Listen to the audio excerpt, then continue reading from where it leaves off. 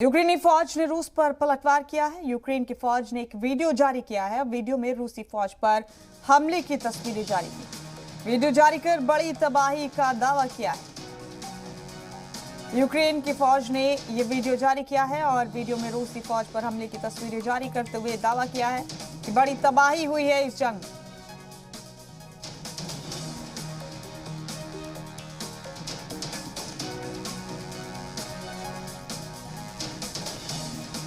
तो यूक्रेनी फौज ने रूस पर पलटवार किया है और उसके बाद एक वीडियो भी जारी किया। यूक्रेनी फौज ने रूस पर पलटवार करते हुए एक वीडियो जारी किया है। वीडियो में रूसी फौज पर हमले की तस्वीरें जारी की हैं यूक्रेन ने। आपको बता दें कि वीडियो जारी कर यूक्रेन ने तबाही का दावा किया है।